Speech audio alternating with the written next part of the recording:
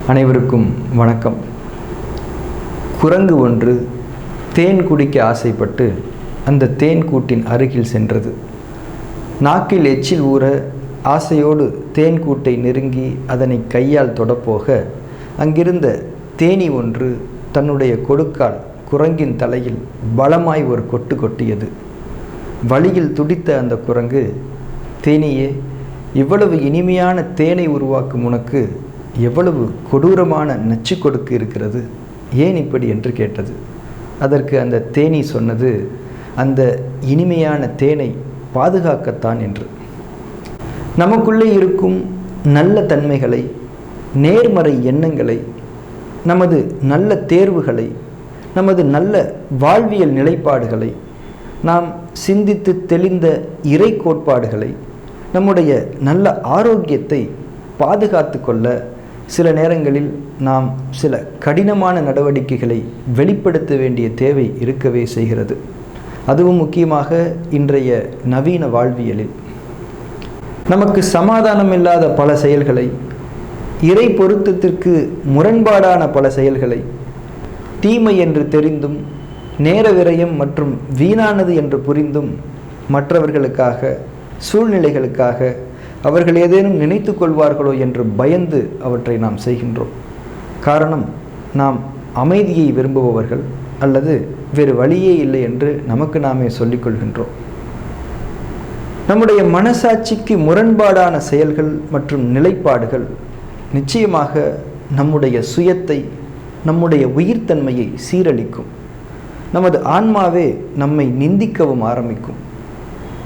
நமது உயிர்த்தன்மையை பாதுகாத்து கொள்ள, நம்முடைய சுயத்தை சுத்தப்படுத்தி கொள்ள, நம்முடைய சிந்தனையின் சிறகுகளை வானத்தில் ஏற்றிவிட சில நேரங்களில் நாம் போரிட வேண்டும்.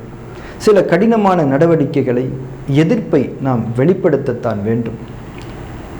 உலகத்தின் வரலாறுகளை புரட்டி பார்த்தால் தர்மத்தை நிலைநாட்ட, உரிமைகளை மீட்டெடுக்க, சுதந்திரத்தை சுவைக்க போர்களும் இழப்புகளும் நடக்காமல் இல்லை. அந்த அளவுக்கு பெரும் போர்களை எல்லாம் நாம் செய்ய வேண்டாம். குறைந்தபட்சம் நம்முடைய வாழ்வில், நம்முடைய குடும்பத்தில், நம்முடைய பணியிடங்களில் நமது சுயத்தை இழக்காமல் நாம் சிந்தித்து சரி என்று தெளிவு பெற்றதை மற்றவர்கள் என்ன நினைப்பார்களோ என்று கவலைப்படாமல் சுதந்திரமாக நம்முடைய செயல்களை செய்தாலே போதும்.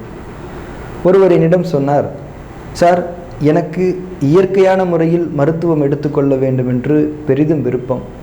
ஆனால் என்னுடைய குடும்பத்தில் உள்ளவர்கள் அதற்கு எதிர்ப்பு தெரிவிப்பதால் விருப்பமே இல்லாமல் வேறு வழியின்றி நான் ஆங்கில மருந்துகளை சாப்பிட ஆரம்பித்திருக்கின்றேன் என்று. இன்னொருவர் என்னிடம் சொன்னார், சார், நீங்கள் பசித்து சாப்பிடுங்கள் என்று சொன்னீர்கள். எனக்கு சில நேரங்களில் பசி உணர்வே இல்லாமல் சாப்பிடாமல் இருந்தால் எங்கள் வீட்டில் என்னை திட்டி சாப்பிட வைத்து விடுகின்றார்கள். வேறு வழியே இல்லாமல் நான் சாப்பிட்டு விடுகின்றேன்.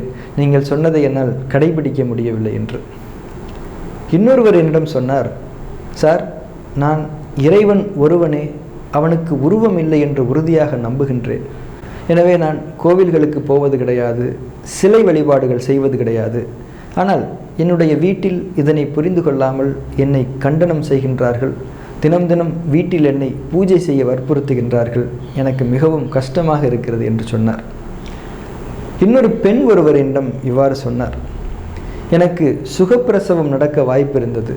ஆனால் நல்ல நேரம், ராசி, நட்சத்திரம் பார்த்து எனக்கு சிசேரியன் செய்வதற்கு என்னுடைய குடும்பத்தினர்கள் விரும்பினார்கள். அந்த நேரத்தில் வேறு வழியின்றி அதற்கு சம்மதிக்க வேண்டியதாயிற்று என்று. நண்பர்கள் வற்புறுத்தியதால் மது அருந்தினேன், புகைப்பிடித்தேன் என்று சொல்பவர்களையும் நான் சந்தித்து கொண்டுதான் இருக்கின்றேன். இதுபோல பலவிதமான பகிர்தல்கள்.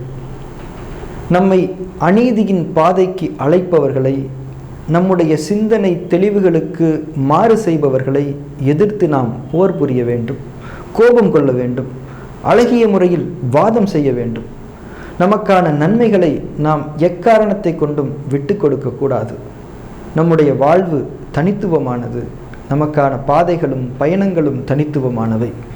தனித்துவம்தான் முக்தியின் சாவி.